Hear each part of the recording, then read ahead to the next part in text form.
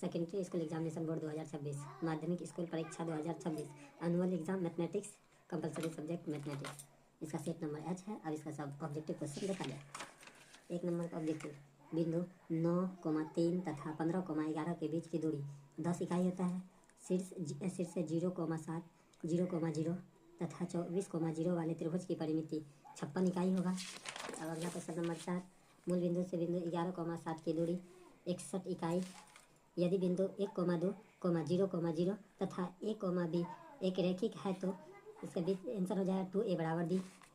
शीर्ष बिंदु 3,0, दूसरा 7,0 तथा 8,4 से बने त्रिभुज का क्षेत्रफल 8 सेंटीमीटर स्क्वायर होगा।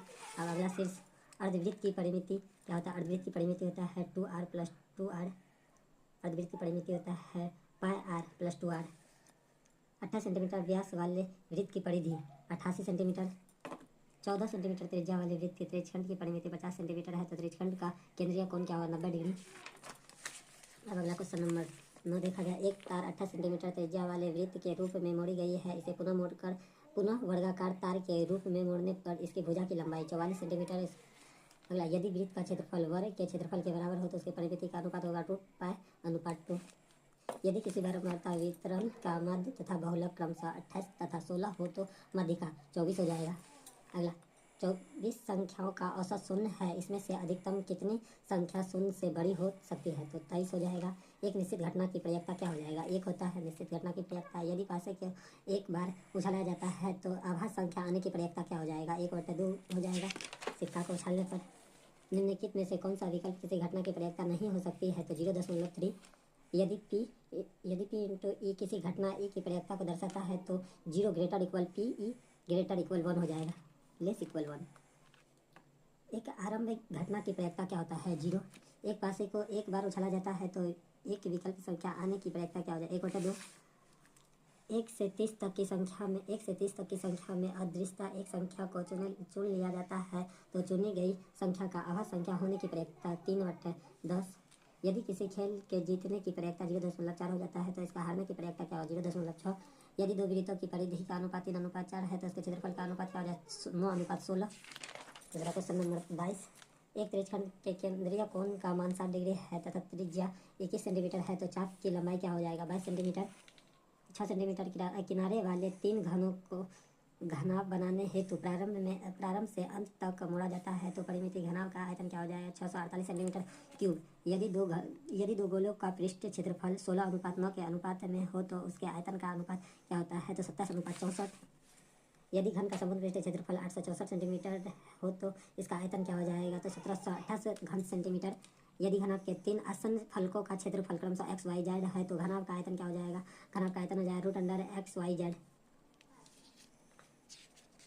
एक बेलन की ऊंचाई 14 सेंटीमीटर तथा इसका वक्र क्षेत्रफल 264 सेंटीमीटर हो तो इसका आयतन क्या हो जाएगा? 396 सेंटीमीटर क्यूब। निम्नलिखित में केंद्रीय प्रवृत्ति में किस मापन की गणना के लिए संचय बारंबारता सारणी की आवश्यकता होती है? माध्यिका के लिए प्रथम 2 सवा संख्याओं का माध्यिका 12 होता है। सममित बारंबारता वितरण सारणी में होता है मध्य बराबर बहुलक बराबर माध्यिका। यदि sin थीटा बराबर sin स्क्वायर थीटा बराबर 1 हो तो cos square theta plus cos square theta का वैल्यू क्या होता है? 1 + tan square a / 1 + cot square a बराबर क्या होता है? tan square a।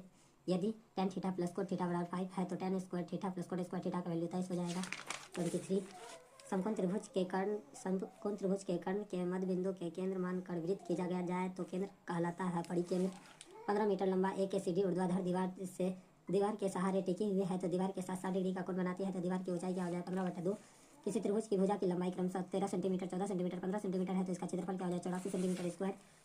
किसी कमरे की चारों दीवारों का क्षेत्रफल जिसकी लंबाई चौड़ाई ऊंचाई क्रमशः L, B, H है तो इसकी इकाई क्या हो जाएगा? 2 × L + B × H वर्ग इकाई हो जाएगा। 38 नंबर का समद्विबाहु त्रिभुज के बराबर भुजाओं के प्रत्येक की लंबाई 13 सेंटीमीटर है, आधार 24 सेंटीमीटर है तो इसका क्षेत्रफल क्या हो जाए? 60 सेंटीमीटर। यदि समबाहु त्रिभुज का क्षेत्रफल 36√3 सेंटीमीटर स्क्वायर है तो इसकी परिमिति क्या हो जाएगी 36 सेंटीमीटर। किसी वर्ग के विकर्ण की लंबाई 10√2 सेंटीमीटर है तो इसका क्षेत्रफल क्या हो जाएगा 100 सेंटीमीटर स्क्वायर। निम्नलिखित में से किस प्रकार के सभी त्रिभुज समरूप होते हैं। समबाहु त्रिभुज समरूप होते हैं। समान भुजाओं वाले दो समभुज समरूप हैं तो इसके संगत भुजाओं का संबंध है समानुपाती होता है। दो समरूप त्रिभुज के क्षेत्रफल का अनुपात 4:9 है तो इसके संगत भुजाओं का अनुपात क्या हो जाएगा 2:3 हो जाएगा। यदि त्रिभुज ABC सर्वांग त्रिभुज DEF तथा AB व DE बराबर 3/5 तो FD व CA बराबर क्या हो जाएगा तो 25:9। अगला क्वेश्चन, त्रिभुज ABC सर्वांग त्रिभुज PQR तथा इसकी परिमिति क्रमशः 32 सेंटीमीटर तथा 24 सेंटीमीटर है तो इसके AB बराबर 10 सेंटीमीटर तो PQ का मान क्या हो जाएगा 25/2 सेंटीमीटर। अगला 2A सेंटीमीटर भुजा वाले समबाहु त्रिभुज की ऊंचाई के लंबाई है A√3 सेंटीमीटर।